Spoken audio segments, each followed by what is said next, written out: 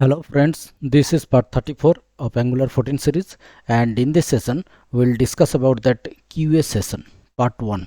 Okay, so some one day back actually I posted one question, which one below do you like to have practical scenario. Okay, so basically I'm just going to publish the sessions, QA session, based on your input, or you can say your vote, actually which one actually you want first, to be discussed with practical scenario. Okay, so here as I got, so first one is that what is mutable and immutable, or you can say deep copy and shallow copy.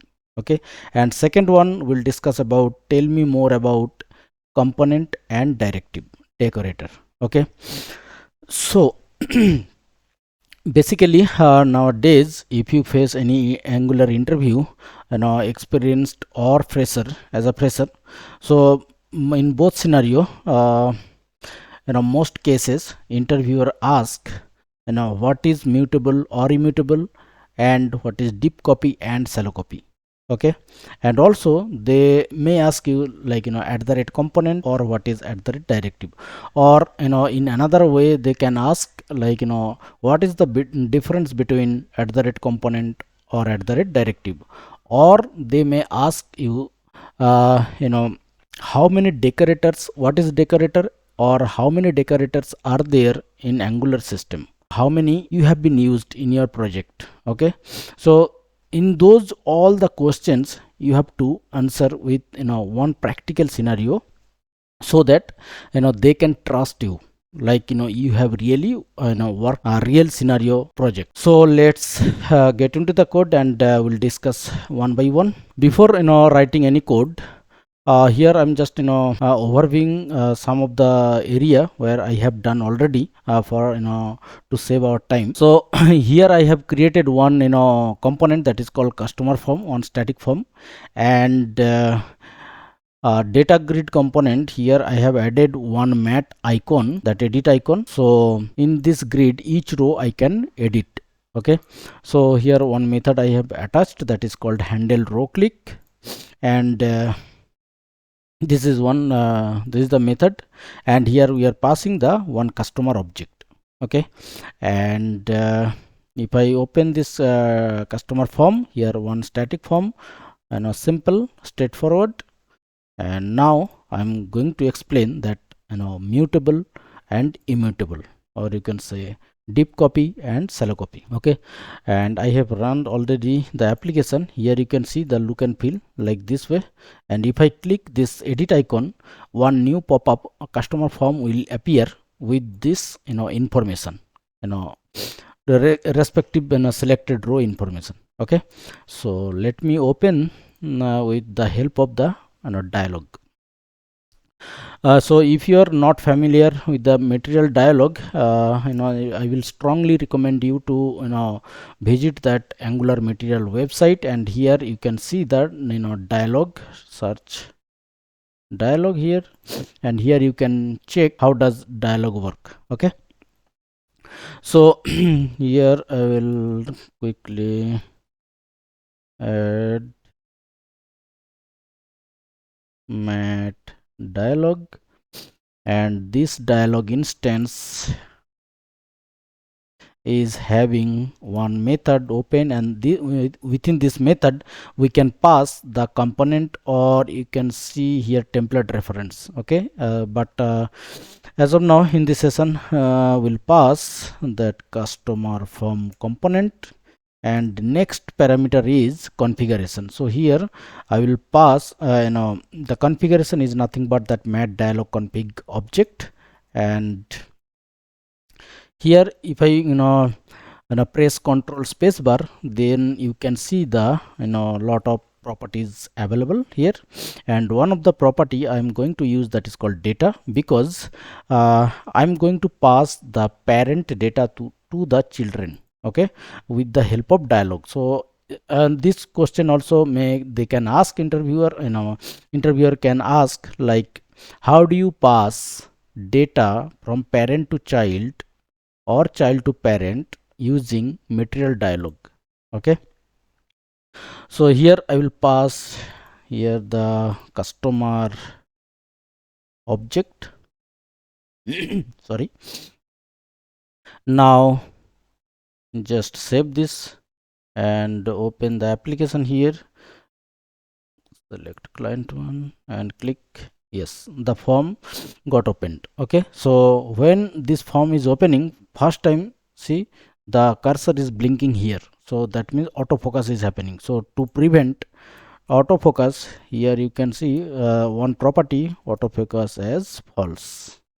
Okay, so this is not part of this session, but I'm telling you for your reference. Okay, now next is go to the customer form here, and whatever data we are passing from the parent we need to capture here. How? So this inject with the help of this inject decorator, and here actually it is asking to pass the token mat dialog. So this is from material dialog, this token I need to pass, and then the alias name, maybe I can use public here, and dialog data, and which will be type of customer iCustomer, because we are passing from parent the data as iCustomer as I know. Okay, so that is why here I am passing the known type customer type, and this dialog I can directly use. So let me close all other files. Okay, this dialog I can directly use here using ng model dot cost name. Here is the property, and now just let me copy for others. Let's save this change and open the form here again. Now if I click, see the data got filled. So that second row I have clicked sample 149 customer, and the mobile number, phone number, date of birth, and the total number of order here. Okay, cool. Now here one problem is, if I change something, see background, if you see here second row customer column, see whatever I'm typing that is reflecting directly there. Suppose let's say imagine I've typed here but I didn't save it, just click outside. See the latest updated data came here, but user didn't save the data, right? So this is a one problem. So how to fix that? How actually why it is happening? First we have to know that. So as we are sending data from parent to child, so by default always remember in JavaScript, by default everything is the mutable. Everything in the sense object is mutable. Mutable means it doesn't hold any reference. Okay, so this is a copy, I mean replica. So as we are sending the customer object to the parent, here customer form, which means in this dialog object, if I change anything on the property value, then it is reflecting to the parent as well. Okay, and this is called, you can say, deep copy as well. So in the deep copy or mutable, there is no reference stored in the memory. How to prevent that? Let me open the parent one here. So what I need to do, basically whatever we are sending data from parent, so that data should not be mutable, it should be immutable. Immutable means it should have a new reference, I mean object, not replica on this object. Okay, so you can convert mutable to immutable by spread operator. So ES6 standard wise, standard, we can use the spread operator. So this spread operator will help us. It will actually create one object reference on customer, and it will pass to the child. So that in child, if I change anything on this object, it won't reflect on the parent, I mean in this object. Okay, let's prove that. Let's change here. See, nothing is happening on the parent. So it is happening only the children. Okay, so this is only one mutable and immutable, or you can say deep copy and shallow copy. Shallow copy is all about immutable, and deep copy is all about mutable. Okay, now next one problem is here. Let's say this button is reset. You have, let's imagine you have one form containing a lot of more than maybe 30 fields. Okay, in a practical scenario it actually happens. So here what I'll do, I will use one handle reset click. Actually what will happen, what actually I want, if I change something here, and here also I changed, here also I changed and changed, after that I forgot what was the previous one. So for that, if I click on the reset, the previous data should be back to the form. Okay, so how do you achieve that? Because here actually you have lost the actual object reference, because from parent, while you are passing, there only you are passing only reference, not actual parent object. So that is why here if I click on reset, let me just show you by debugger here. Say click on that handle reset click here. If I click, see, if I check this dialog data by typing here this dot dialog data, here you can see that property value, customer name, all property value got modified, whatever I have changed. Okay, so previous one not there at all. So in that scenario, we need to have one container where the actual object will be stored. Okay, so how do you achieve that? Basically what I will do, I will use one private method, let's say actual customer, customer, and I don't want to assign by default any value, and here what I'll do, this dot actual customer equal to dialog data. Basically generally we do like this, right? And here what I'll do, this dialog data equal to actual customer, right? Now let's save this. What you are thinking, will it be resolved, I mean will it resolve our problem? I don't think so. Let's prove it. Okay, yeah, now let's change something. Now click on the here reset button, and here if I check the actual customer, if I see the customer name object here, see this is also modified, and if I check the dialog data, this is also got modified. Why it is happening? Because this dialog data, when you are assigning to any other variable, that means as deep copy is happening, or you can say mutable.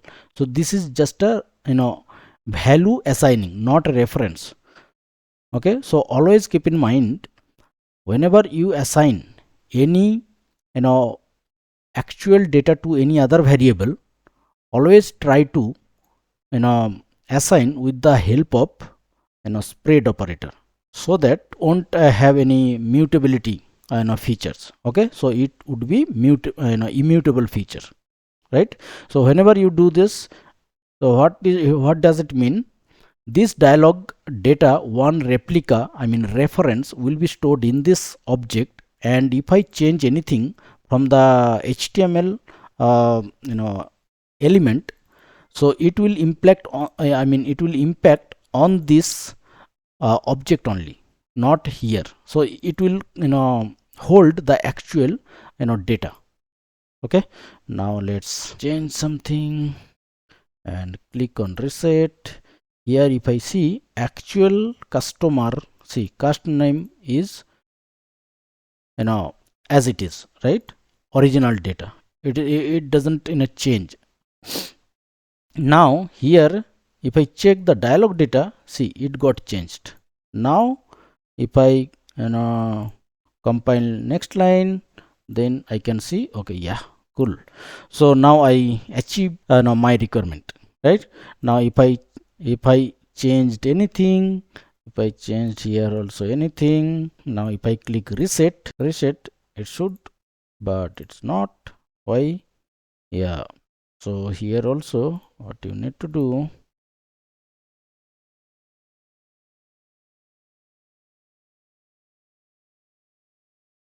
okay, so this way we can achieve the mutability and immutability, or you can say deep copy and shallow copy.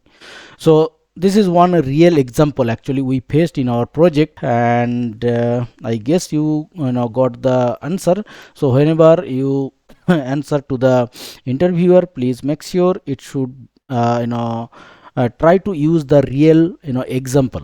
Okay, so there would be a possibility to select you. Now next question is, tell me more about @component and @directive decorator. Okay, so to achieve this, okay, let me tell you first the basic difference is, so actually decorator is the metadata. Actually it provides the metadata to a particular class. If you use any of the angular features like this @inject or any of the component lifecycle hook or any other things, okay, so in that scenario if I remove this component decorator, actually it complies as complaining like class is using angular features but it is not decorated. Please add an explicit angular decorator. Okay, so in that scenario we should use the decorator. So this decorator, actually each decorator is having a specific setup rules, or you can say setup features. Okay, so it resolves at the runtime. The component decorator actually provides the ability to show the UI interface to the user. Okay, so that which mean I can attach the template or template URL. So template URL means you already know about this, that path of the HTML file, and template means directly without this instead of this HTML file, I can directly use the inline HTML. Okay, and also what would be the selector for this class component? I mean, in HTML, if you use any of the class, HTML DOM processor doesn't know about the class, so it only knows the selector. Okay, so for that reason, also this component decorator also provides the selector. Okay, what kind of selector you are going to use in the DOM. So that selector also it provides. Also it provides the style URLs. So if you have more than styles for this component, you can use with the array. So such kind of things. Also if you press Ctrl spacebar, then other lot of properties also available. Okay, so any of the property you can use, but based on your requirement. Let's say one of the property I'm going to use here, let's say providers. Okay, so this provider means you can inject any @injectable service here. Okay, for a specific for this component. So when the component get initialized, during that time the service also get to be initialized. Okay, so in that scenario also, so this decorator, each decorator actually provides a lot of flexibility. And also this component means directly you can think about the view, which means whatever public property in this class, those public property will be available to the DOM. Okay, so directly use those properties inside this HTML. Okay, and now next part is to give the answer for the next part is @directive. I have to consider one example here. Earlier in my session I already showed that authorization directive, with that help of the directive we can show or hide the menu options based on the user role. Okay, but in this scenario I will going to show you one of the most use case directive. Okay, let me create the directive first. Okay, more than one module is okay. So by default Angular, if you create any directive or any component or service, any decorator, if you are going to create, then actually Angular tries to import, or you can say register, those class inside nearest module. Okay, so here actually it will found more than one module. That is why it is asking you actually which module will be I mean this directive will be registered in which module. Actually it is confused by the Angular CLI, so that is why either I have to use skip import, and I will register the created directive manually here. So here I will register that part inside the shared module, because this any directive can be used by any of the component. So that is why I'm making it as a public. So here shared module is my public module, and prevent space directive, and at it will be available outside. That is why I'm going to export it. Now if I go to the directive here, go to the directive, yes, the app prevent space directive, by default it is basically a attribute based directive, but you can use any other properties here. I mean the styling of the selector, and here I'll remove this, make it short, prevent space directive, and here I will use the host listener, and then event and keyboard event, and then use this. Okay, so this is basically one method, and this method we are passing, let's don't think about this. This is one key down one method, and we are passing one parameter that is called event and type of keyboard event, and we are decorating the one decorator that is called host listener. Okay, so here whenever user change any input, it will fire here. Okay, now let's see whether that is working or not. Let me copy this and use here. Let's say like material is having mat input attribute, here also we have one, and here I will search the directive, prevent space directive, here put one debugger.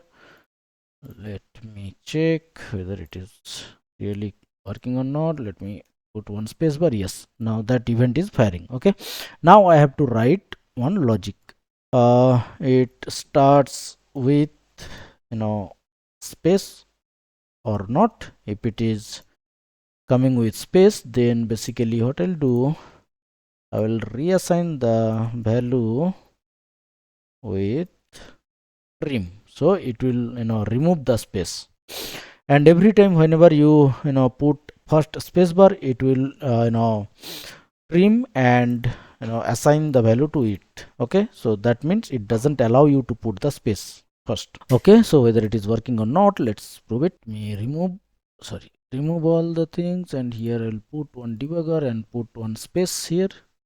Now check whether condition is getting true or not. Yes, true, and now you can see that value is having with space, and now just it got removed. Yes, now it is got assigned again.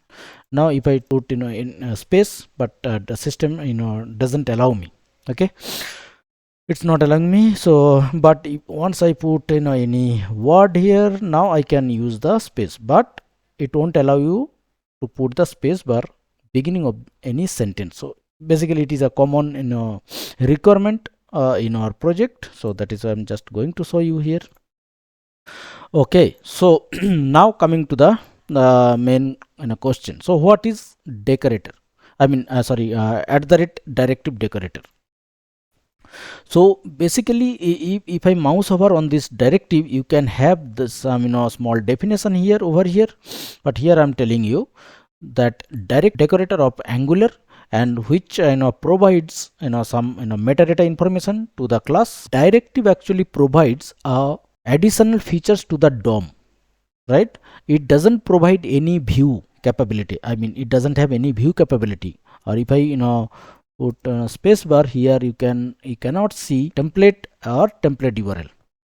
Okay, such kind of property not there inside this directive. It will have a specific setup properties. Okay, now next question, if you say in to the interviewer, yes, I have been used the directive in my project, then yes, they can ask you like what kind of directive you have used in your project. So basically you have to tell like yes, I have created one custom directive for my our to fulfill the requirement, that is kind of one prevent space directive, actually whose responsibility to protect and to put the space beginning of the sentence. Okay, so now if if you tell to the interviewer this way, then yeah, really they will think yeah, you really worked on the Angular project, and they will be confident on you. Okay, so this is I guess all about for this session. And try to you know try to do from your end, and be prepared with for the next Angular interview. And also I will regularly I will publish the question set on my YouTube channel as a community, so you can see. And please put your vote there, and I will try to cover all the high rated vote as soon as possible. Okay, so that's all for the day, and be safe. Thank you for listening. Have a great day.